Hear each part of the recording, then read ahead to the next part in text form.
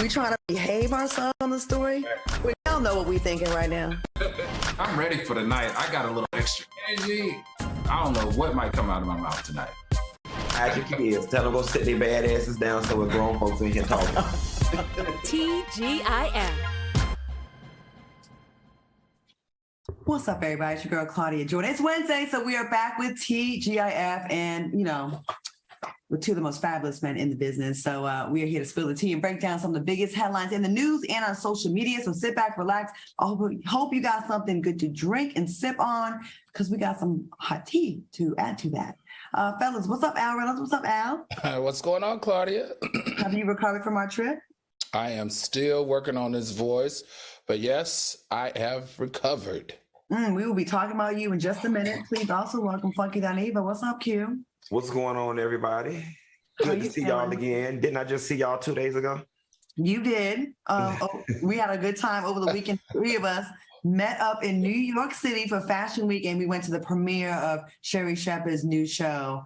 Sherry, did y'all have fun? What did y'all think about our time together? It was long overdue. The last time we were together, we were in Miami and we cut up. We had a great time in New York. New York, we had a little more classy based time. We were there on a little bit of work and play. I'm not going nowhere with Al Reynolds ever again. Al do not know when to go home. Q, your face looked like someone that was held hostage or that was on a date that couldn't get out of a date. Didn't know what to say. When you walked into the restaurant to meet us over at Brooklyn Chop House, you walked in with everybody was like, Al was like, what's popping? What's going on? Let me get some of this shrimp. And you know how he do, eat off everybody's plate, right? I was so over it. Q's face was like so this. Over it. He was like, but he ended up going with me, leaving there and going with me to Jennifer Hudson's birthday skating party on. No, that's where we were coming from. That's where we were coming from. No, that's where we went. No, y'all went to see. You don't even know because it's all a blur because all the stuff he had in his damn stomach. We met Claudia after the Jennifer Hudson party. Oh, we met Claudia at 12 midnight. That's right. Well, after that, he went with me to the third stop. I did go with Al to the third stop, but let me tell you what Al did. Call the car. Okay, now the car on my Uber account, on my credit, on my name. The people talking about they 1 minute outside. Al is nowhere to be found. He's on the other side of the room. Have you ever heard the term corralling cats? It's like corralling cats dealing with Al.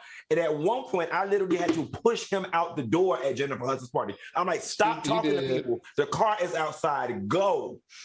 But I'm just going to say what I've known all along. The Al on TGIF is not the Al Reynolds off the clock. It is, listen, Al Reynolds is the top button, is button up tight. He got his notes. He ready to go. The Al Reynolds on the weekend, he's smoking a little white girl cigarette.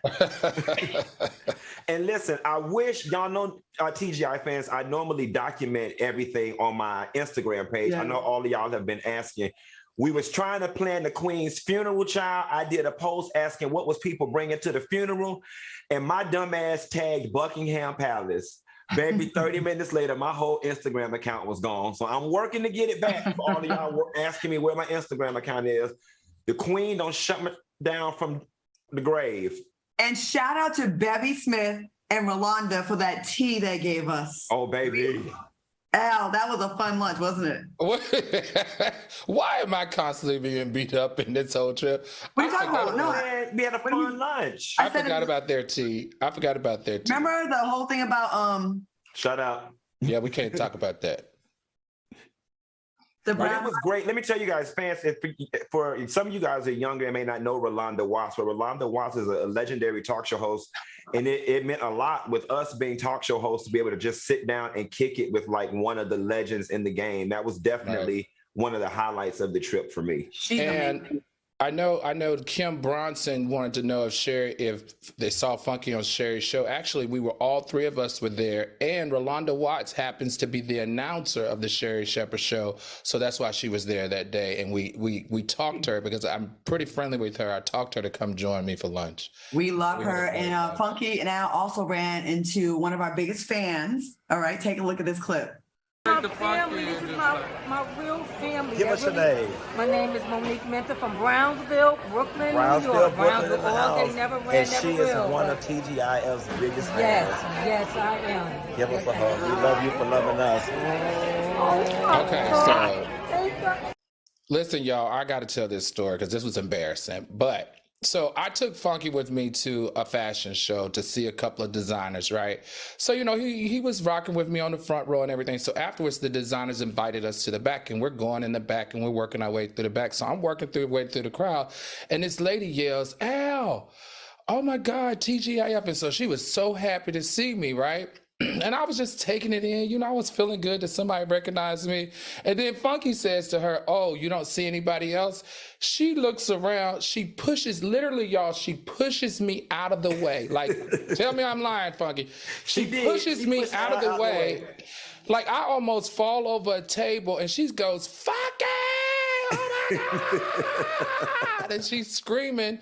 And then she just burst out in tears. That was probably one of the most incredible moments. Well, we enjoy the fans, and we will plan something next time we go to a city, a real meet and greet, if you guys are down with that, because the fans really want that. And I think we owe them that. All right, now, before we get started, we want to send our thoughts and prayers to the family and friends of R&B singer Jesse Powell. Powell passed away yesterday in his Los Angeles home at the age of 51. What are your thoughts on the sad news?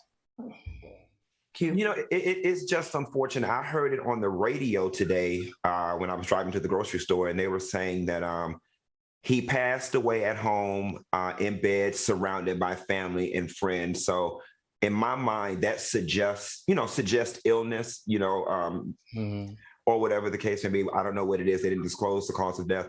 And I'm just a little curious as to what the cause of death was, because I noticed we haven't seen Jesse for a very long time. I don't want to. I know he's been ill for a while. A friend of mine is good friends with him, and he's like, I've been trying to link with him every time I'm out there, and he hasn't been allowing people to see him. Gotcha. I think it's cancer, but I do not quote me. I know he was ill, and he was such a nice human being. Yeah, talented. That voice. Al, anything to say before we move on about him? Man, I just want to say, you guys know You is like a classic, a timeless classic. It was played at my wedding. I remember in the late 90s and early 2000s, I don't think you could go to a Black person's wedding and not hear his song. What a beautiful song. What a beautiful person. What a beautiful voice. And my condolences go out to Jesse and his family. Once again, I wish he could have gotten the love when he was here. And we do this all the time, right? When someone passes, or we're like, "Oh, they were so awesome." But when's the last time we said that? You know? And we got to make a point of doing that. Maybe we can develop a segment or do something, because we've been getting hit back to back to back to back. And I just want these people to get their flowers while they're alive. All right, we are moving on. R. Kelly has been found guilty on 6 counts of the 13 charges he faced in a federal case in Illinois. The jury convicted Kelly of 6 child pornography counts, but acquitted him on the remaining 7 counts, including charges of conspiracy and enticement. Kelly had already been convicted of federal sex crimes in New York and sentenced to 30 years in prison. R. Kelly will be sentenced at a later date. Al, let's start with you. What are your thoughts on this update? I mean, good, right? We know that he had to face it. I'm glad they found him guilty. I'm glad his legal battles are starting to curtail. But this is my question, panel. You remember there were 2 other people, his manager, who was allegedly, accused of helping to do helping him get them, and someone else. So do we have any update on if they have been sentenced or not? What's the verdict on their side? Does anybody know, or just R. Kelly's the only one they have announced at this time? R. Kelly's the only one I've heard of. So according to the article, that they were not convicted, that they didn't get any charges. Okay, got it. According to the article that we read. So something else that I wanted to point out that was very interesting about this case, I don't know if you guys remember the infamous early 2000s R. Kelly sex tape when the girl was dancing in the log cabin. Mm-hmm. That was actually Sparkle's niece. During that time, the young lady denied being the girl in the video. And because she did not want to get R. Kelly in trouble, I guess years have gone by now. She's now an adult and realizes the severity of what took place. She testified in court and said, I am the girl in the video, or whatever the case may be, and that at the time, I adored him. I didn't want to get him in trouble. He came to my parents' house, got on his knees, and begged my parents not to go to the authorities or whatever. And because they asked her, why did she lie way back when? And she was just giving the details behind why she lied. And I'm just glad that that situation has now been made whole. And Sparkle feels vindicated because Sparkle did an interview about a year ago where she said that she really doesn't talk to her niece, and that whole situation left their family fractured because since the girl did not corroborate the story, it made Sparkle look like she was keeping up mess and lying. So, and that's understandable for the girl to be like that, to not be ready or to feel like I'm scared. I was talking to a girl the other day and she was saying, I love Chris Brown. Like, he's someone that I look up to. And if he wanted to holler at me, no matter whatever the age difference was, I would have went for it because, I adore this person. I get it. And I love that she matured and then realized how big this was and that she had to do the right thing. And I know Sparkle's probably like, finally, because that's got to feel like crap. She was just trying to do the right thing. Yeah. Yeah. And Sparkle's career paid the price behind all. I mean, Sparkle lost a lot behind this situation. So hopefully this can start some healing for their family. Well, moving on, Sheryl Lee Ralph won her first Emmy for Outstanding Supporting Actress in a Comedy Series for her role in Abbott Elementary. Jackée Harry was one of the many celebrities who celebrated Sheryl's win by posting a photo of herself with the Emmy she won in 1987. Jackée wrote, winning my Emmy was a career highlight, but it was also a lonely experience. For 35 years, I've been the only Black woman to win Outstanding Supporting Actresses in a comedy series, but that all changes tonight and it's come full circle. Jackée continued, the network originally wanted Sheryl to play Sandra on 227, but I got the part and won an Emmy for it. Now Sheryl joins me as the second Black woman in the category, and deservedly so. I'm so excited for her Emmy win. That is insane that it's been 35 years, first of all. Second of all, what are your thoughts on Sheryl's big win, and why did it take so long? Hugh, let's start with you. I mean, I think it is great. I love the full circle moment even more. Like, she was being vetted to play Sandra. And Jackée ends up getting an Emmy for that award, for that role. And then she circles back all this. I mean, what a full circle moment, y'all.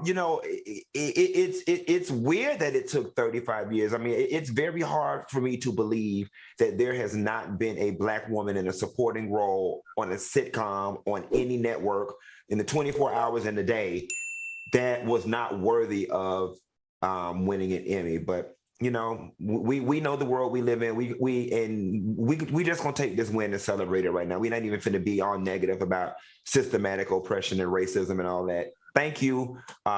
Shouts out to Sheryl Lee Ralph. TB in the comments says it's great that Sheryl won, but it's not a win. Only 2 Black women in history have won. That's a slap in the face. Al, what do you think about this story? You know what? All I got to say is finally. She's been in the business for 45 years, and this woman is always so graceful. She's so classy. The quality of the stuff that she participates in is just like, she's like Black royal to me in entertainment, in my opinion. I remember her on Moesha. I remember her on Sister Act and Dreamgirls. Remember, she was in Designing Women. Do you guys remember that show? Yeah. She was in Designing Women when there were no Black women in Designing Women. She was in Harlem Kitchen, and she was also in ER. This woman has consistently showed up and showed out in everything, and she does it with class. She has the Diva Foundation that we know, but from working on Broadway, she had a lot of friends that died of HIV and AIDS, so she spends a lot of her time and effort and money in supporting those causes. And last but not least, you guys, I have to always love Sheryl Lee Ralph because she gave me my first television award. We are an award-winning show because of her and the organization that she's associated with, Better Brothers LA. They gave us the media award. I feel overwhelmed for even someone like her and her team of people looking at our show and being inspired. Thank you, Sheryl Lee Ralph, for always being an inspiration, and thank you for the award. She's absolutely a friend of FOXSOUL. She's been in the studios and she's awesome and such a deserving woman. All right, y'all, taking a quick commercial break. Put your comments in the chat and give us some flames if you're enjoying tonight's show. We'll be right back with more TGIF after this. Welcome back to TGIF. We got a fan request, and it's for QQ. They want you to do an impersonation of Miss Sheryl Lee Ralph. You know, it's so funny that they asked. Sister Act 2 was actually my favorite movie. So y'all remember that scene? Filling with the light of day, filling with the light coming on. Damn, I always mess up that part. Rita Louise Watson. Rita, what's that? Oh, it's just something I'm messing around with, Mom. Just some music Sister Mary Clarence wanted us to learn for the choir. And just when were you going to tell me you joined a choir? Give me that. Now, how many times do we have to go through this? Singing does not pay the bills. Singing does not put food on the table. Singing does not pay the bills. Do you know how many people sitting out there singing they shoulda, coulda, wouldas? Your daddy was one of them. Do you want to end up like that? No, Mama, I don't. Then you have no time for the choir. The choir is out. Now run me my Emmy. The Emmy goes too. All right, good job. All right, thank you for that. Thank you for engaging us in that. All right, so moving on to this tragic story. The killing of rapper PnB Rock has left people on social media shook after it was reported that an Instagram story posted by his girlfriend allegedly led to his death. The 30-year-old rapper was at Roscoe's Chicken and Waffles in Los Angeles with his girlfriend, who apparently posted a now-deleted photo of her food and pinned their location. According to the police, the suspect entered the restaurant, pulled out a gun, and attempted to rob PnB Rock before shooting him multiple times. With this news, some people are now thinking twice about sharing their location in real time. What do y'all think about this tragedy, Al? Let's start with you. Yeah, see, remember a couple of weeks ago, you and Funky got into it because you guys were like, oh, we should be able to post in real time. And I was saying, because of the Kim Kardashian incident, you should be very aware of maybe posting an hour or so later or even the next day. Well, it come to find out, LA authorities are saying that there's a rising trend of this type of crime, and it's called follow home robberies, right? And there also other violent acts. So we know that it happened to Terrence J. We know that Pop Smoke, it happened to Pop Smoke. We know it happened to Kim Kardashian and M.O.B. So I just think, I'm going to say it again, I really think we need to be aware about, especially if you're a celebrity, especially if you have expensive jewelry or have expensive things, just be aware of when you post. We have got to stop posting our locations, and maybe, just maybe, you know, Instagram can have some type of feature that you can post it at a later time. All right, Q, what do you think? So just for clarity, Al, I remember the argument correctly. We weren't arguing about posting stuff in real time. Your position was that people should stop posting their jewelry and their lavish belongings. But neither here nor there. I'll never forget, y'all, before I even broke into entertainment, I was still doing accounting. Me and Derek J had become friends, and we had went to a restaurant somewhere. And I was just so happy to be around a pseudo celebrity at the time. So like I took a picture and I posted it where we were at. And he was like, take that down. I'm a celebrity. Somebody can come up here and get me. And then, you know, that has always stuck with me. Y'all know I'm the king of posting where I'm at. But typically when y'all get those posts with me from restaurants and stuff, they're typically after I've left already. This is sad that this happened to this man. What's going on, y'all, now with all these little low-level rappers in these robberies, killings, gang activity? Like, are they gang banging, or what is it? Because it seems like everybody's dying. Well, if you ask me, I think this is a larger conversation, Q. This is a conversation of gun violence in our community, specifically in the Black community that's on the rise, triple actually, and also the Black-on-Black crime that's on the rise in our community, which has also tripled. So I would have to say it's a combination of everything. It's also a combination with the economic effects of COVID and people being out of work and the anxiety of illness and sickness in our community, and a lot of people just don't know how to manage it. You know, a lot of this people not being in work is not because they can't get a job, because never have there been a demand for employment as there is now. But people don't want to work. People got money, and a lot of people got money a very easy way during COVID, and they got spoiled. And I'm seeing in the chat that people saying that he actually posted first. I do know this about this girl. how traumatizing is it that everyone is blaming her for this? And some people on Instagram or social media are saying that the LAPD is getting their cues from what they saw on social media. I do know this. The girl's Instagram page, he had taken away her password a while ago. She wasn't even on social media for months, and they just got it back on Monday. So she had just got it back and posted something. I don't know if these people, these robbers, were following her. I don't know that. And I think it's a little irresponsible for even LAPD to say that without exact proof. If the story taken, you can't see. Let me just finish real quick, Al. You can't see who viewed the story once it's taken down. And I just feel like we don't know that yet. So why are they putting that? I think they are just. Hold on, Claudia. The LAPD has made a statement and said that it wasn't the girlfriend's fault, that the PnB actually posted where they were before she. That's what I just said. He posted first. Right. And then I don't think people should be beating up on her. They very much made it clear that she is not the reason why they found him. Yeah, but it's like the way that is being presented is the location. It's like almost a whisper that he posted first. It's almost like an afterthought because all that's on social media is F this B. She's the one that got him killed. And even Nicki Minaj made a comment about it, and some other celebrities are really putting the blame on this girl who was his girlfriend.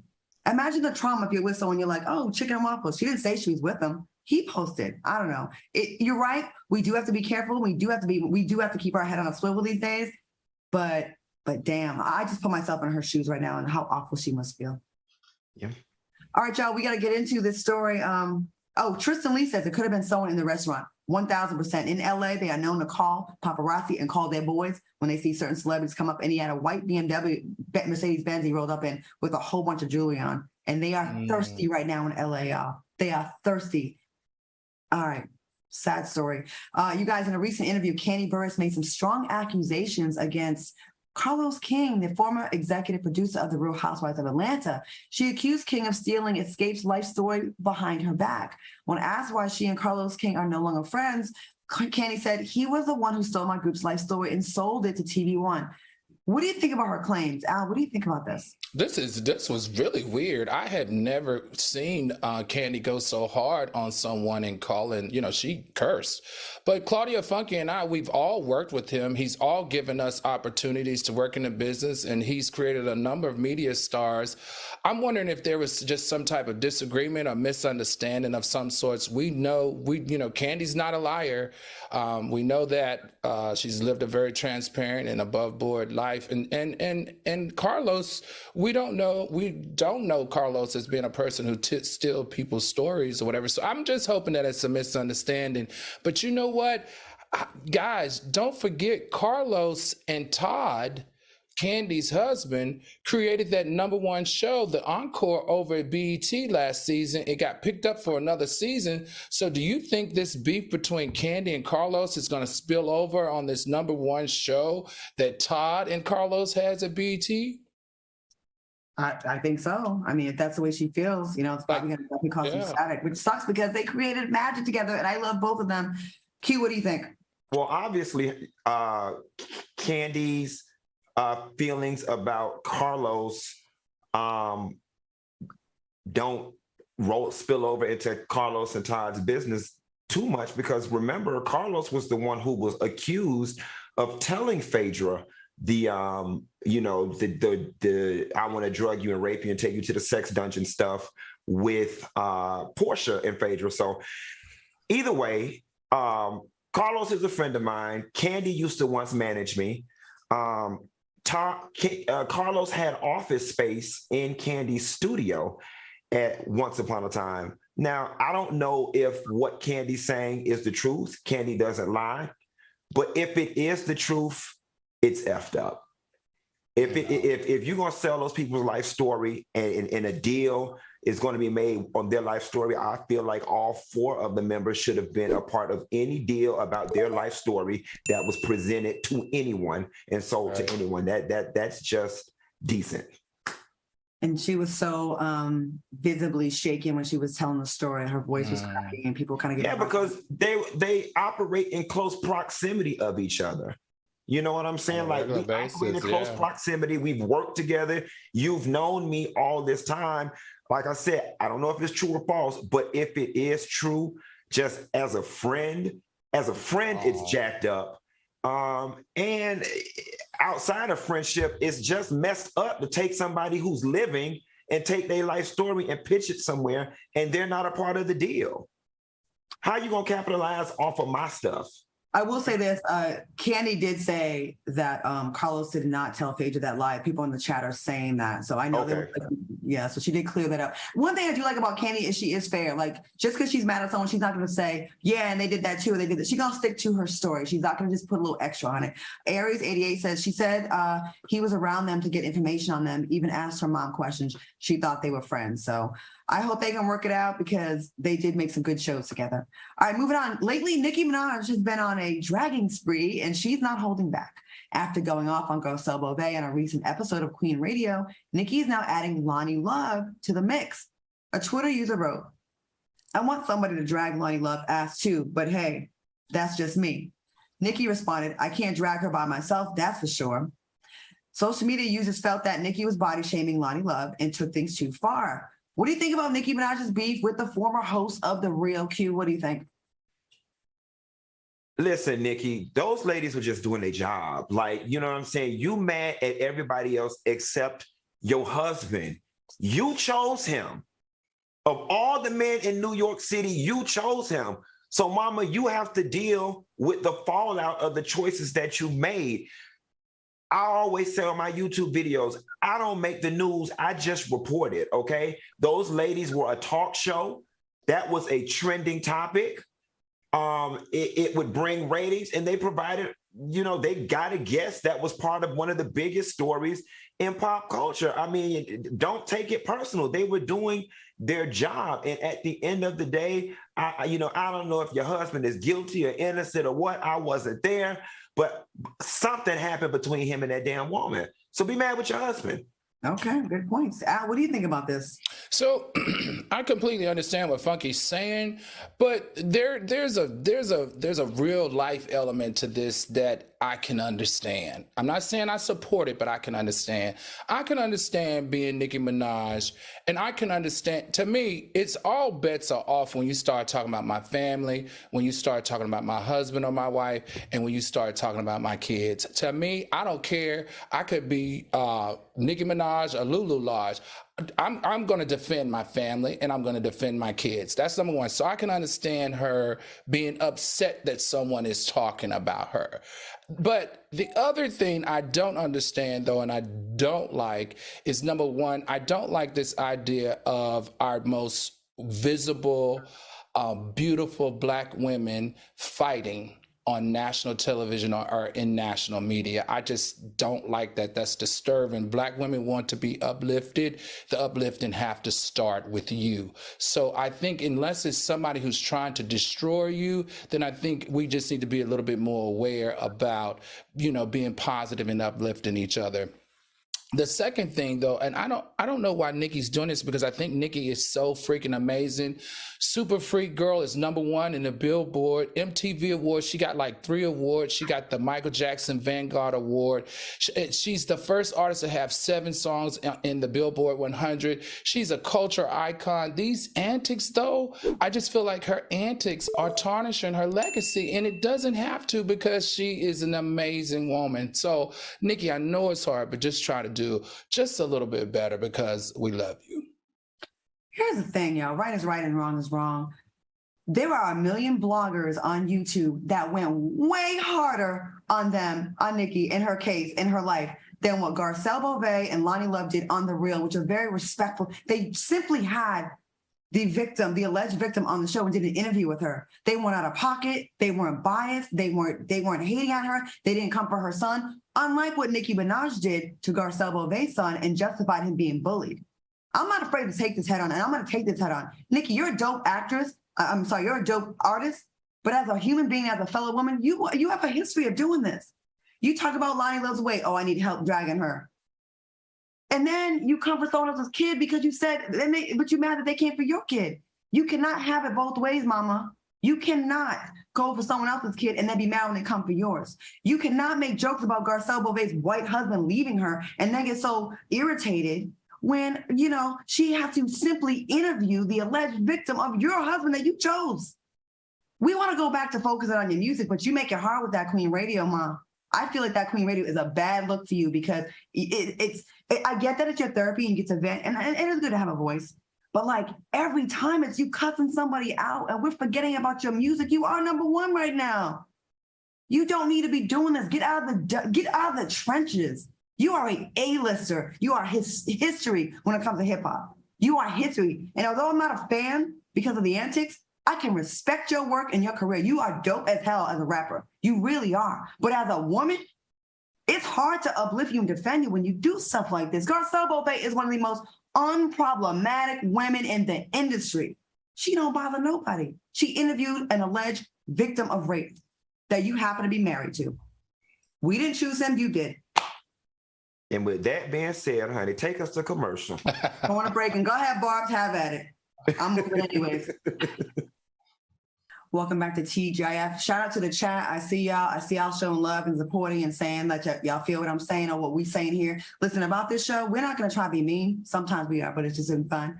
But we're going to have a deep dive into these topics, and we're going to keep it a buck on this show at all times. And that's why you love us. And that's why we number one. Okay. All right, y'all. City Girls JT is under fire after a video went viral of her snatching a fan's phone from her hand and allegedly deleting a video the fan took of her without her consent. Fans seem to think that the fan should have retaliated, and JT clapped back with, why would she punch me? For recording my conversation and playing lost? I thought she was just taking a pic. Her flash was on a little too long, and I noticed it was a video and reacted. She could have reacted how she wanted after that. What are your thoughts? And what do you think, do you think JT had the right to respond that way, Al? And have you ever had that? Someone trying to take a video of you and you're not really ready for that? First of all, if she's an entertainer and you're in an open forum like that, people are video recording you across the room, behind you, to your left and right. So the fact that you did that was wrong. First of all, not only is it wrong, but it's illegal. It's against the law for you to smack out of their hand or snatch out of someone's hand their personal property like their cell phone. And if you do, that is called assault and battery, and you can get a misdemeanor, A, B, C misdemeanor for that. And given, young lady, that you just got out of prison a couple of years ago, you may have a probation little situation if you're still on probation, but hopefully not, because it's been a while. But that woman, you said she could have handled it a different way. She could have called the police and pressed charges. So I would chill out.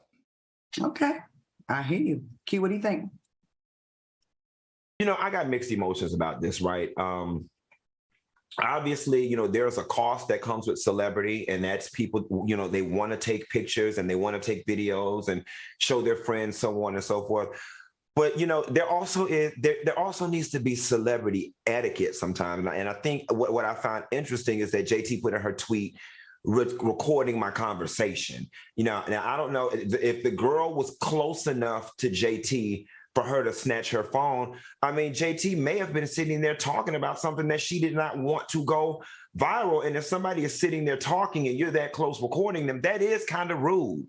It is kind of it's kind of rude. Mm-hmm.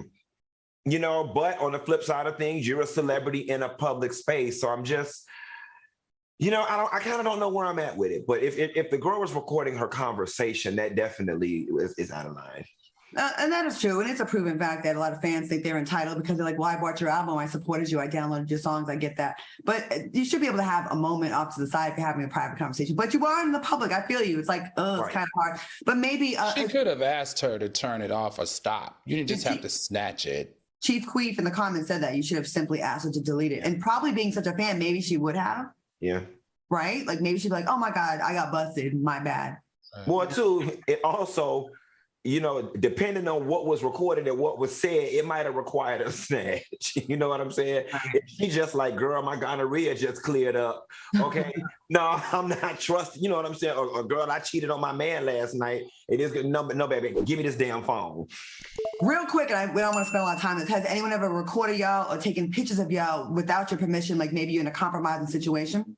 Mm-hmm. So I haven't been in a compromising situation. When people do it all the time, they don't need my permission per se. Like I've seen people in restaurants and they be like this, and when I finish eating, I'll walk past and be like, "Chad, you didn't have to sneak and record me. I don't bite. And I just make a joke out of it, and I'll take a picture with them or whatever." But it don't really bother me.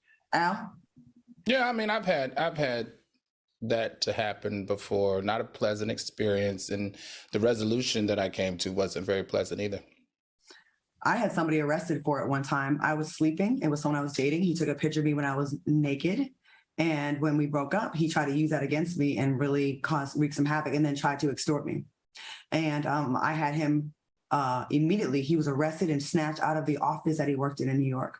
Good for him. Wow. Yep. Good for you. Yeah. And now he lives in another country. Anyways, a nursing home was forced to apologize for hiring a stripper to perform for senior citizens in wheelchairs. The nursing home in Taiwan is a state-run facility for retired Army personnel. The nursing home paid the stripper to perform in celebration of the Mid-Autumn Festival, which is an important holiday in the Chinese culture. Now, a spokesperson for the nursing home said they will be more cautious when planning future events. Al, what are your thoughts on the story? And would you have been there for that? I think I would have definitely 110% been there for that.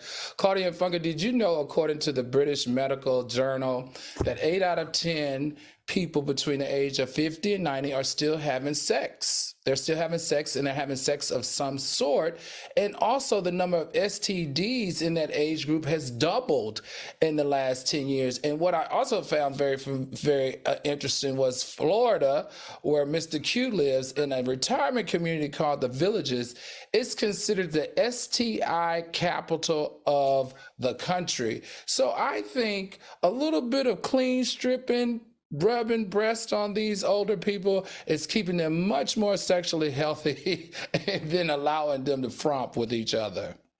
I think that I've been hearing that about the STD rates in those nursing homes being high. I think because they're like, well, I can't get pregnant no more. Right. Assume that some 80-year-old. It's such a small population of people, so everybody's swapping everything. And plus, immune systems are low. You wouldn't assume some 80-year-old man is out here with syphilis. You think, oh, he probably ain't had it since 85. You know what I mean? King, what you think about this story? All right, so listen, I don't understand why we're treating grown people like children. Like, people are responding as if a stripper showed up at a high school.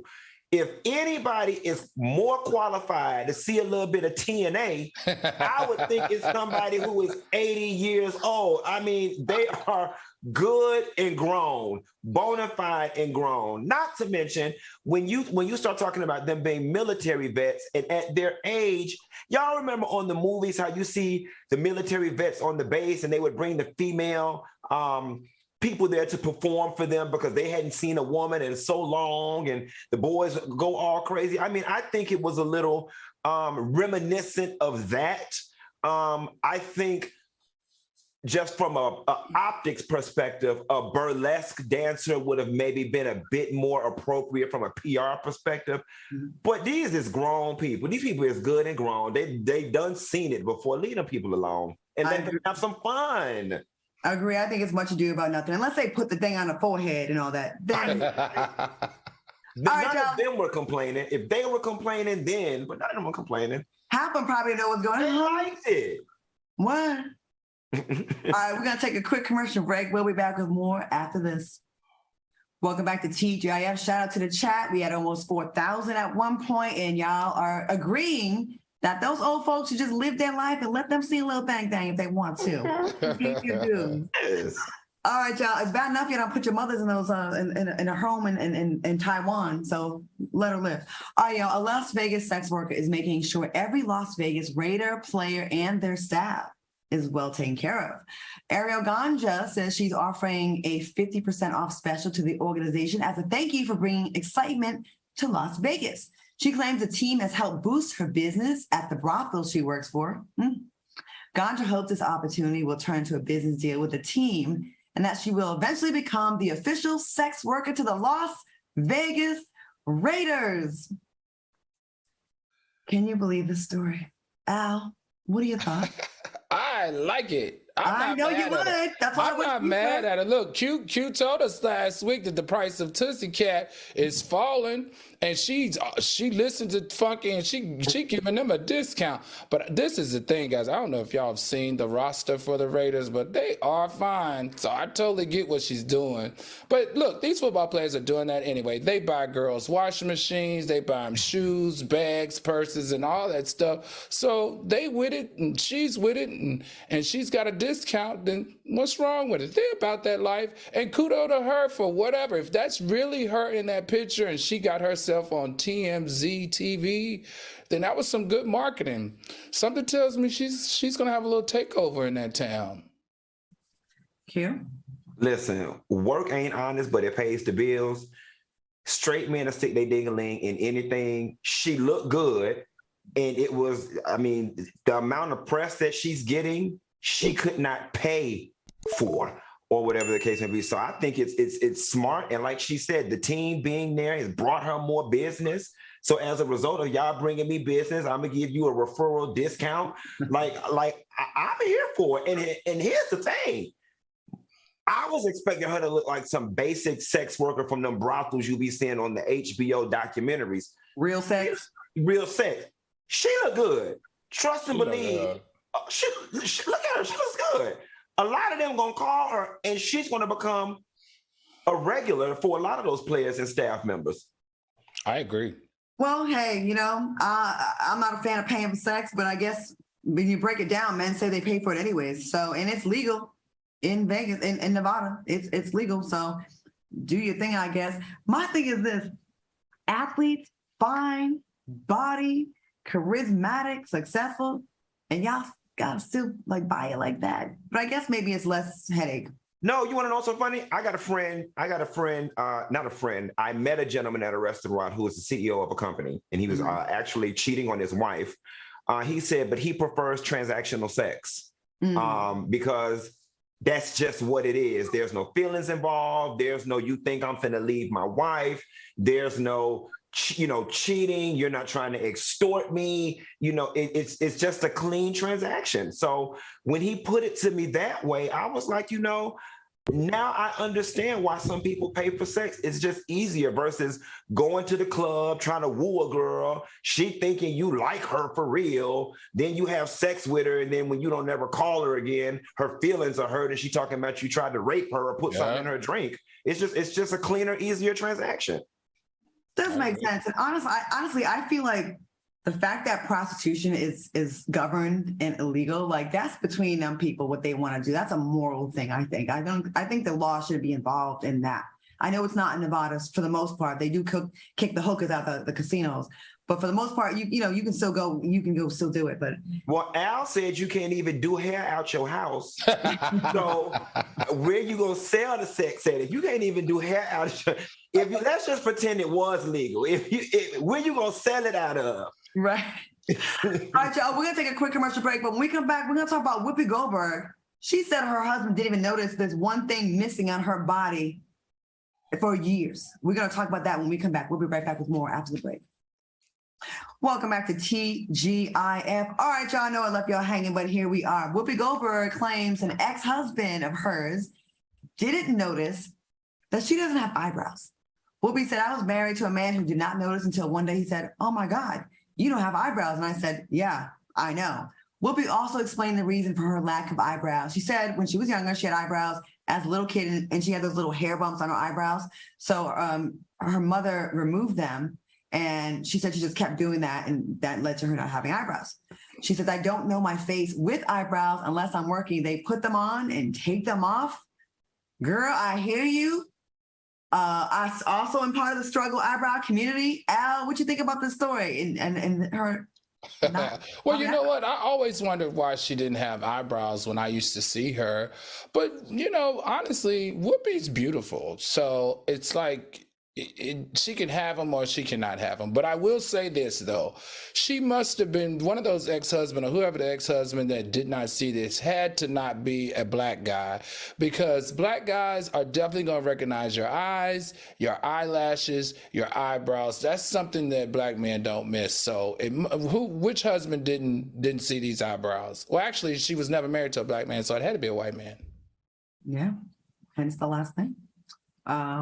Q? You want to know what's funny? I get accused all the time and I have eyebrows. Like in my comments and stuff on videos and pictures, they always be like, where is Funky's eyebrows? But Al, you know what? I'm going to counter you.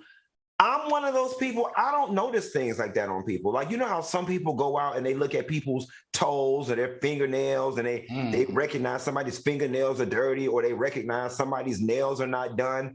Like, I literally could very much see myself being this man and not knowing Whoopi didn't have no eyebrows. I mean, I didn't know she didn't have none now. Well, I guess we see her did up, but I don't be noticing stuff. It sucks that, like, in the 90s, I remember when I was a model, the trend was the super, super, super thin eyebrows. So we don't pluck them out, only to be here in 2022 trying to draw them in and microblade them back in and tattoo them back in. It's always something. Whoopi, it works. Imagine when the trend reverses and they get to sucking all this Palmer's blue and Fix-A-Flat out these asses and these titties from these BBLs. I cannot wait for the great BBL migration. It's going to be a lot of y'all out there looking real stupid because y'all body is going to look dated. People going to be like, ooh, I knew you was a thought because the way your body is. You watch and see. I agree. I'm over it. Speaking of over it, it looks like whoever is running Chick-fil-A's Twitter account might be in trouble. They might be over it. A Twitter user tagged Chick-fil-A, right, and inquired about an item that was no longer on the menu. The user wrote, "Grilled spicy deluxe, but still no spicy nuggets?" Chick-fil-A responded, "Your community will be the first to know if spicy items are back added to the permanent menu." Many felt that Chick-fil-A's tweet could have been racially motivated. Al, what do you think about Chick-fil-A's response? And do you think Chick-fil-A is racist? You know Chick-fil-A is racist now, and I've been looking side-eye at Chick-fil-A for a long time. Remember, they heavily funded many anti-LGBTQ charities to the sum of $6 million. In 2019, remember, they were against same-sex marriages, and they were going to have that sit-in. What was that lesbian? What was she calling that sit-in? Kiss-in? Because Chick-fil-A does not support same-sex marriages. Also, we know that Chick-fil-A was accused of being a Trump supporter. I've always looked at side-eye at Chick-fil-A, and also the fact that that whole DaBaby debacle in Chick-fil-A, that he support him, I know I'm not going to support Chick-fil-A. Chick-fil-A has done a lot in the last 2 years. We know they've defunded what they originally funded when it came to the LGBTQ community. They stepped to the plate when it came to the George Floyd trial. The CEO said we need to make some changes, but it still looks like there are a number of people in their top ever management there that didn't get the memo. I think this was very racist, racially motivated, and it was insensitive, and they need to issue a statement apologizing for the insensitivity. Q, what do you think? So I definitely think that there may be some type of prejudice culture that exists amongst Chick-fil-A, hell, every major corporation. Chick-fil-A has a history of like clapping back and being funny in their tweets. And I just think that this was somebody who was probably attempting to be funny. They're probably white and out of touch and didn't realize the magnitude of what they texted, because I don't think Chick-fil-A is dumb enough to blatantly be racist on a tweet. That I don't think. So I definitely think this is just somebody who's tone deaf, who's out of touch with the culture and didn't realize like what that could mean to the receiving end. Not playing devil's advocate, but doesn't our community like spicy, flavorful food? They shouldn't have said it, but ain't it true in a way? No, the Indian communities like spicy, tasteful food. Africans like spicy, tasteful food. Now, Al, black people put hot sauce on everything.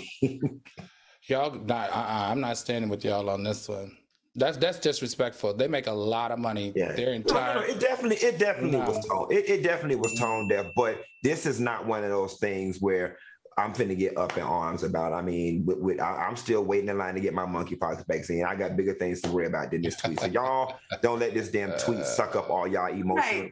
Right. It was like, y'all tried it, but it's not the end of the world. Now, this is a bigger deal to me. Haley Bailey is dealing with racist trolls since Disney released the trailer as Ariel in The Little Mermaid. One racist person tweeted, "The new Ariel going to be hoarding fried chicken and macaroni salad in a trove."